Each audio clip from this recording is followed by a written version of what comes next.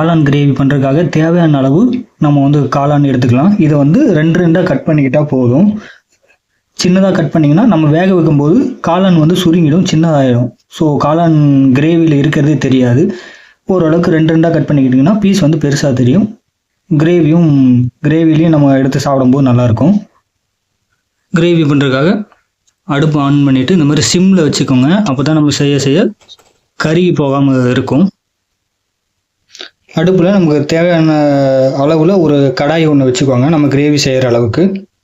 அதில் நமக்கு தேவையான அளவு ஆயில் வந்து சேர்த்துக்கோங்க. நான் வந்து ஒரு 3 டேபிள் ஸ்பூன் அளவுக்கு ஆயில் சேர்த்துக்கிறேன். இதுவே போதுமானதாக இருக்கும். ஆயில் சூடானதும் இதில் வந்து ஸ்பைசஸ் எல்லாம் நம்ம ஆட் பண்ணிக்கலாம். பட்டை, கிராம்பு, அன்னாச்சி போக்கு, ஸ்டார்பு, இதெல்லாம் வந்து எல்லா ஸ்பைசஸும் இருக்குது. இதை வந்து சேர்த்துக்கோங்க. ஃப்ளேவர் நல்லா இருக்கும்.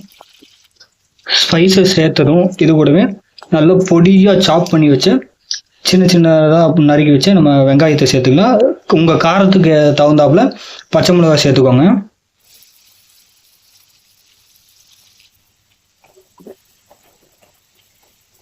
வெங்காயத்தை சேர்த்ததும் வெங்காயம் வந்து நல்லா பொன்னிறமாக வரணும். நல்லா வதக்கிக்கோங்க. வெங்காயம் சீக்கிரமாக வதங்குறதுக்காக உப்பு கொஞ்சம் சேர்த்துக்கலாம்.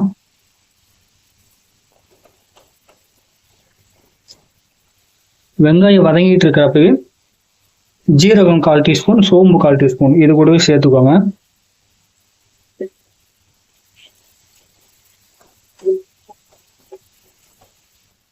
வெங்காயம் வந்து பொன்னிறமாக வதங்கிருச்சு. இந்த டைமில் மிளகாத்தூள் 1.5 டீஸ்பூன், மல்லித்தூள் வந்து 2 டேபிள் ஸ்பூன்,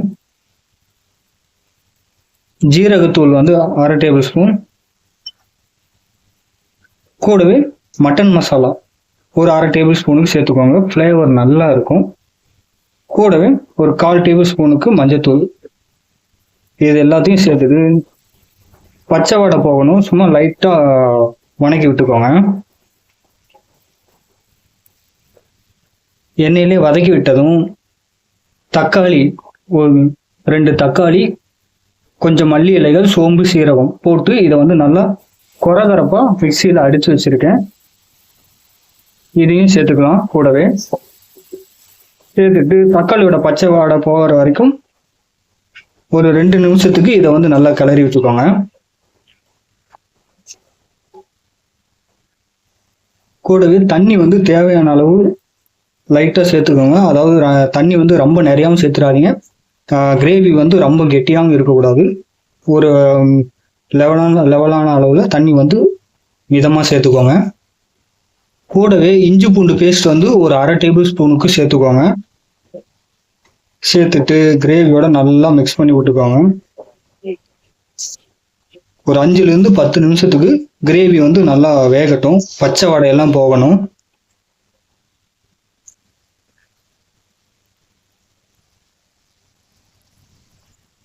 பாருங்க, கிரேவி வந்து நல்லா கொதிச்சுட்டு இருக்கு, பச்சை வடையெல்லாம் போயிடுச்சு. இந்த டைம்ல நம்ம வெட்டி வச்ச காளானை சேர்த்துக்கலாம். சேர்த்துட்டு நல்லா அந்த காளான் வந்து கிரேவியில நல்லா மிக்ஸ் ஆகணும். நல்லா கலந்து விட்டுக்கோங்க. கலந்து விட்டுட்டு ஒரு 10லேருந்து 15 நிமிஷத்துக்கு கிரேவி வந்து நல்லா வேகட்டும். காளான் வந்து நல்லா சாஃப்டாக வேகணும். ஸோ ஒரு 15 நிமிஷத்துக்கு காளான் வந்து நல்லா வேக வச்சுக்கோங்க. காளான் வேகிறதுக்காக நம்ம தேவையான அளவு கொஞ்சமாக தண்ணி சேர்த்துக்கலாம்.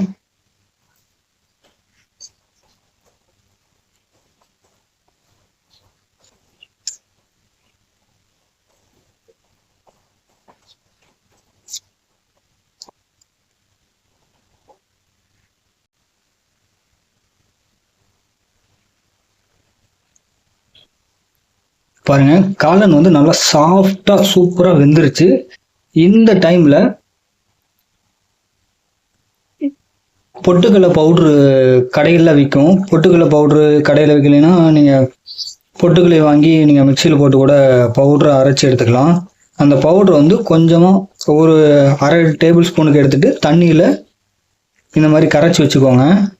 கரைச்சிட்டு இதை வந்து அப்படியே லைட்டாக சேர்த்துக்கோங்க.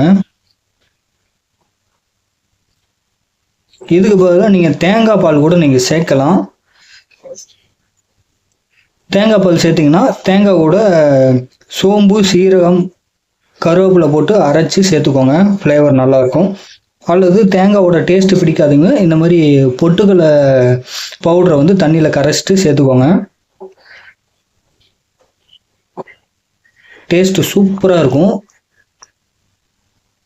இது கூடவே மல்லித்தலை வந்து நல்லா பொடிசாக கட் பண்ண மல்லித்தலை கொஞ்சம் ஒரு அரை கைப்பிடிக்கு சேர்த்துக்கோங்க. லாஸ்ட்டாக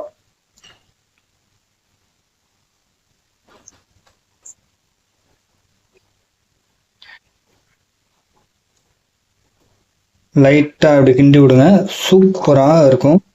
அவ்வளோதான் மக்களே, ஒரு காளான் கிரேவி இது.